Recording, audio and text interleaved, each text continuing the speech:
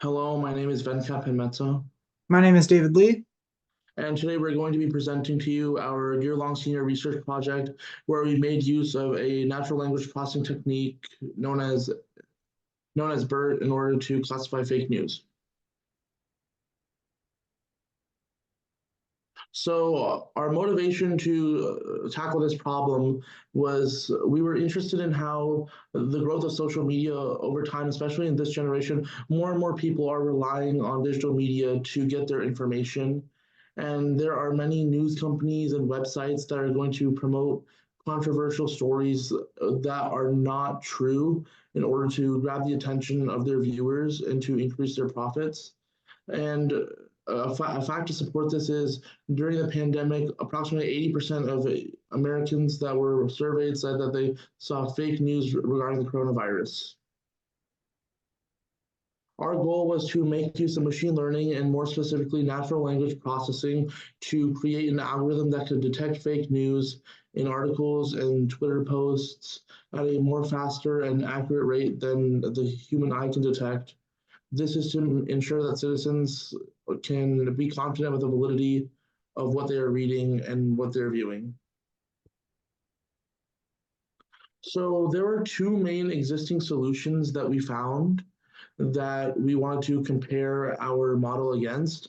And that was a 2021 paper that used annotated data sets, and they used supervised machine learning, and another one, they used a CNN in order to detect the fake news. And both of them performed similarly around a 75% accuracy, which is what we were trying to beat. So what is BERT? It's short for bidirectional encoder representations from transformers. So this is a language model that is used to help computers detect unclear language. It uses transfer learning, meaning that it was pre-trained on samples from Wikipedia, and it's called bidirectional because it reads texts from both directions, so it can read from left to right and right to left, and it uses mass language modeling. So here's an example of what the BERT model architecture looks like. If we, as you can see, it's pre-trained, and then after that, it's fine-tuned using like mask and using encoders and auto masks. This auto masks are mainly used to make it more make it more compact and to convert it into numbers as opposed to large text. This is more for like the computation and like the memory storage in the model. So the reason why our approach is better than previous papers is for a couple of reasons. First, by using a BERT model compared to a CNN or annotated datasets, BERT is pre-trained on over 3.3 million words, and that makes it understand context of sentences a lot better, making it better overall at classifying text. Our dataset is also more improved since it's a bimodal approach. We're analyzing both news articles and fake social media posts and tweets. So that means we can look at not only what regular news companies produce, but also media companies like Instagram use. Then our data set is also larger compared to the other data sets that previous studies used. We have a pre-processed data set of over 250,000 articles and social media posts, which means our model should get a more conclusive result compared to previous studies. And then finally, for users to actually interact with our model, we created a website that lets the user input their own fake news from articles or from social media posts, and the website can classify the article or text for you.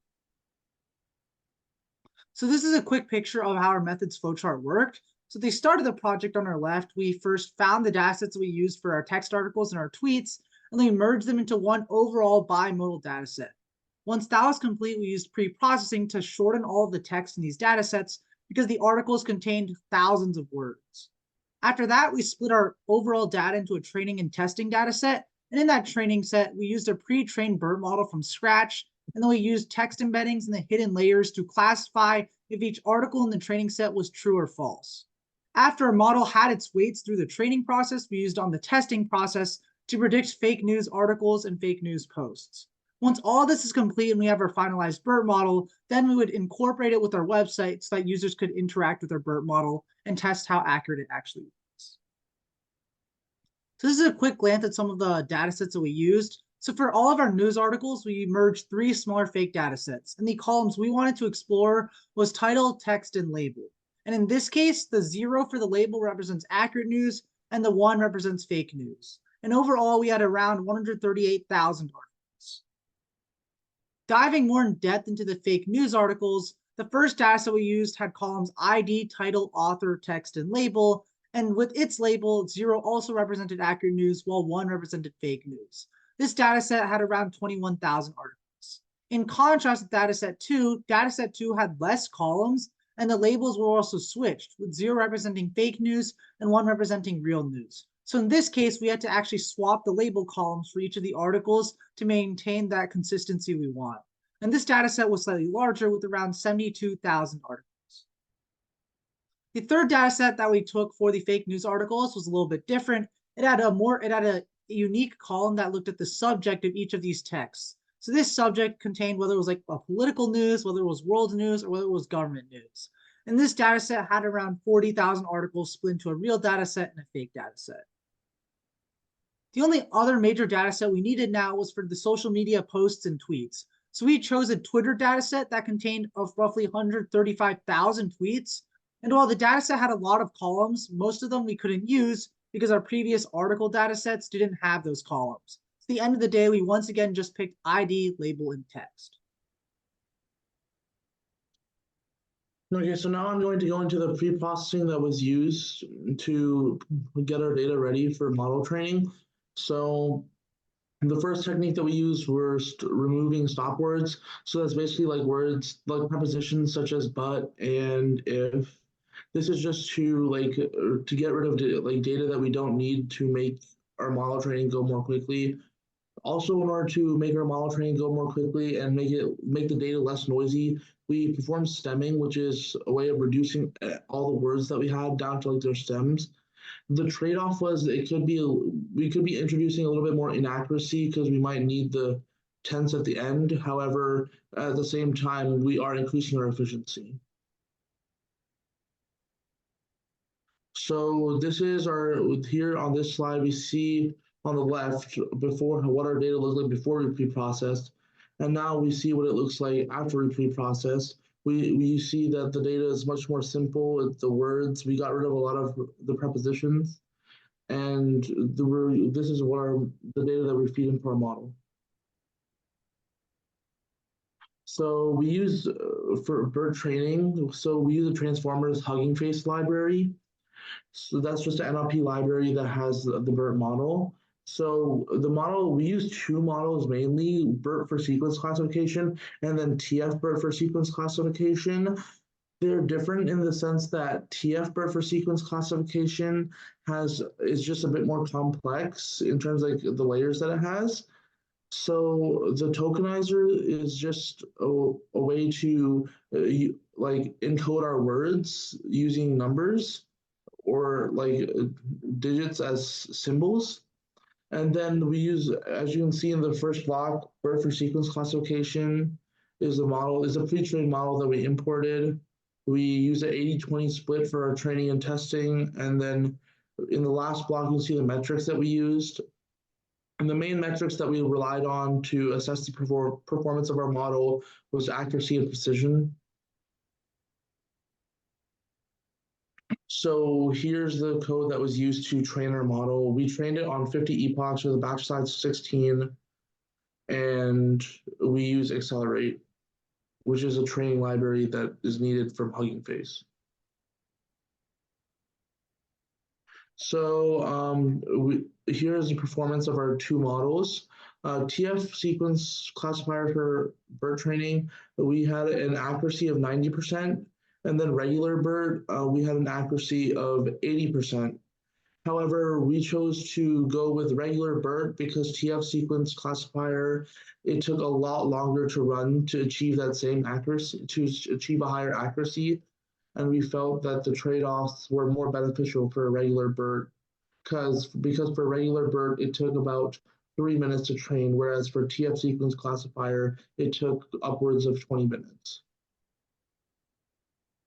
So we tested the model, and here is our performance metrics. As you can see here, this is our confusion matrix.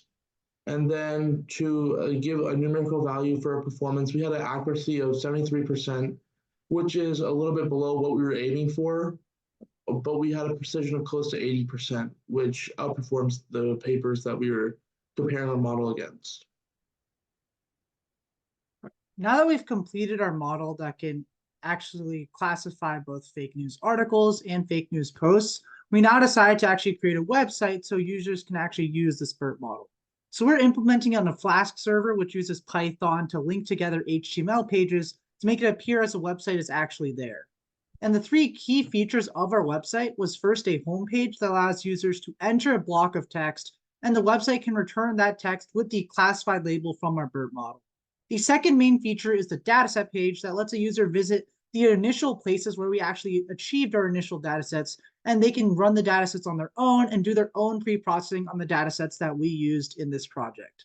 And finally, we have a resources page that lets the user access our Google Drive throughout this research process. That includes our BERT model, datasets, training and testing code, and website code, so users can build off our model or just run our model on their own time to see its use in play. So now we'll just briefly show the website demo. So this is essentially what the Flask server looks like when you run the HTML code.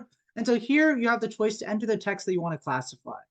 Today, I just picked a CNN article from today. It's about a Mercedes-Benz union worker strike.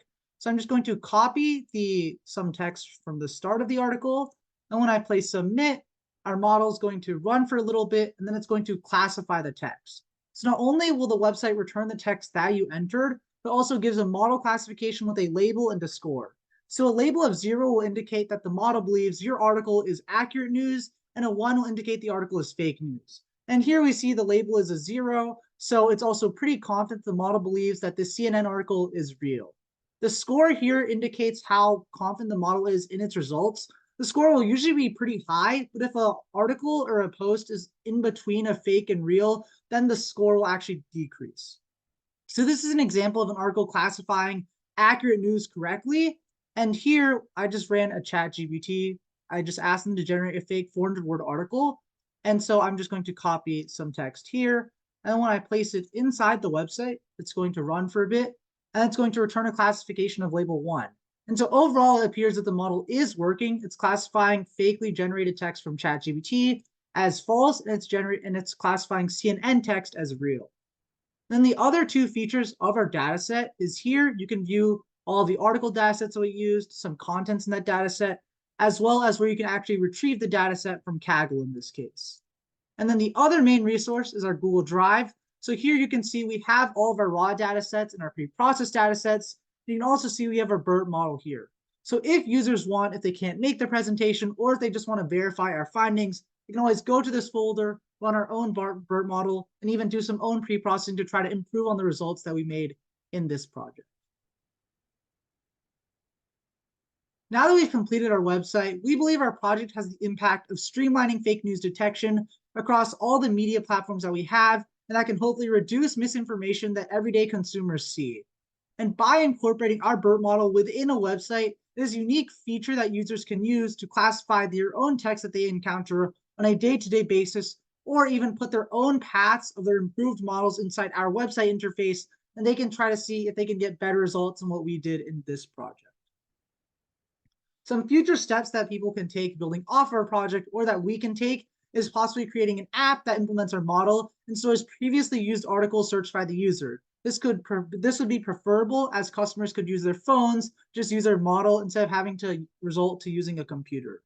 And then another future work that could be done is implementing different machine learning models, or even different BERT models, and comparing the performance of these models on a data set. So for example, you could compare the accuracy, the runtime, the precision, or just how much memory the BERT model used to try to find a better BERT model that could be better at classifying fake news as a whole. With that being said, thank you so much for watching. If you have any questions, you can always just message us on Facebook or contact us separately. And we hope you learned a thing or two and maybe try to improve on our model when you have the chance next year if you're doing computer systems. Thank you. Yeah.